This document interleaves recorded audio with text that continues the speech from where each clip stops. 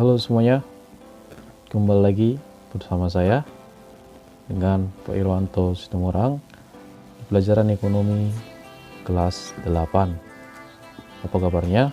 Semoga kalian tetap dalam keadaan sehat. Kita masuk materi baru kita, yaitu tentang perdagangan antar daerah atau antar pulau.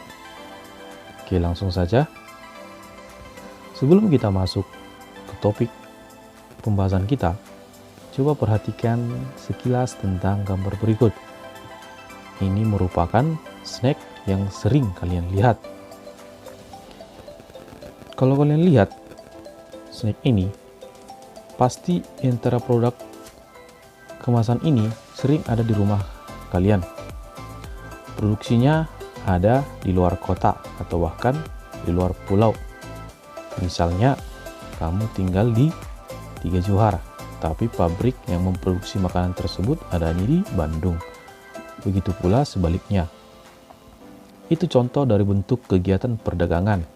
Secara umum, itu bentuk kegiatan perdagangan terbagi antara perdagangan antar daerah atau antar pulau, serta nanti ada yang dikatakan perdagangan antar negara. Itu sudah berbicara tentang perdagangan internasional. Jadi, produk yang ada pada gambar ini merupakan produk dari PT Indofood Sukses Makmur Tbk. Jadi ini bermarkas di Jakarta atau pusatnya itu ada di Jakarta. Jadi produk ini dijual ke setiap daerah yang ada di Indonesia. Itulah maksud atau sekilas tentang perdagangan antar daerah. Oke, kita lanjut.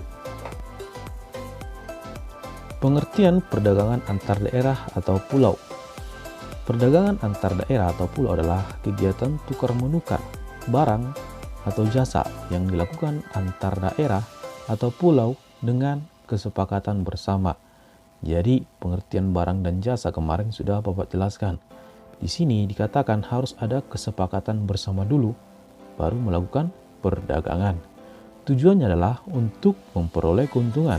Tentu ya, kalau seseorang ingin berdagang, ingin memperoleh keuntungan dan memperluas jangkauan pasar. Maksudnya memperluas jangkauan pasar seperti snack Citato tadi. Dia tidak hanya menjual di Jakarta. Jadi kalau dia ingin mendapatkan keuntungan yang lebih, dia harus menjual ke daerah lain. Maka jangkauan pasarnya atau marketnya akan semakin luas. Sekarang kita masuk faktor pendukung terjadinya perdagangan antar daerah itu. Yang pertama itu karena perbedaan faktor produksi. Faktor produksi itu terbagi atas alam, tenaga kerja, modal, dan skill yang dimiliki. Jadi alam di setiap daerah itu tentu berbeda-beda. Maka dalam pengelolaan barangnya tentu ada yang bagus, ada yang kurang bagus, ada yang melimpah, ada juga yang tidak. Maka untuk memenuhi kebutuhan maka terjadilah perdagangan antar daerah. Kemudian faktor yang kedua karena perbedaan tingkat harga. Maksudnya menjual hasil produksi ke daerah lain agar lebih mendapatkan untung atau laba.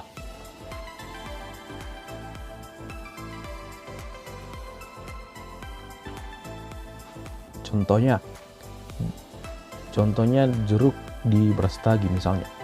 Jadi kalau kita menjual jeruk di Brastagi, tentu harganya pasti ada yang murah karena sudah tentu banyak yang menjual. Jadi kalau kita ingin menjual lebih banyak dan ingin mendapatkan untung yang lebih besar, maka kita jual ke daerah lain. Itu dia ya. Kemudian kita masuk manfaat yang kita peroleh atau perusahaan memperoleh apabila melakukan perdagangan antar daerah. Yang pertama, menyediakan alternatif alat pemuas kebutuhan bagi konsumen. Maksudnya, perbedaan kandungan alam serta perbedaan produk antar daerah akan menyebabkan barang hasil produknya pun berbeda.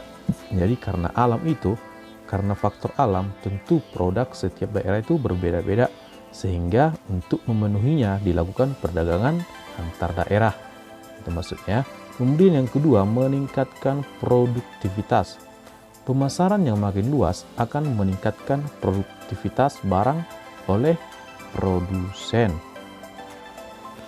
Pemasaran produk yang makin meluas akan menyebabkan permintaan atau pemesanan terhadap produk menjadi meningkat. Hal ini akan mendorong produsen meningkatkan produksinya sehingga meningkatkan produktivitas atau kualitas dari produk tersebut, gitu ya. Kemudian yang ketiga, memperluas kesempatan kerja bagi masyarakat.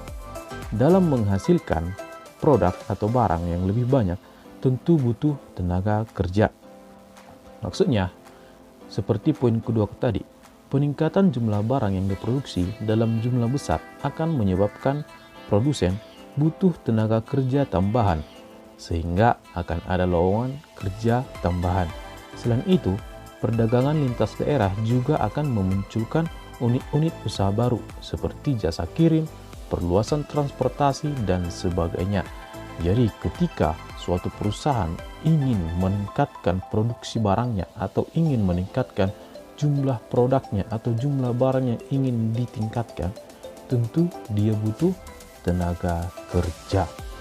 Oke, inilah manfaatnya tadi ya. Yang pertama, menyediakan alternatif alat pemuas kebutuhan bagi konsumen, kemudian meningkatkan produktivitas, dan yang terakhir, memperluas kesempatan kerja bagi masyarakat.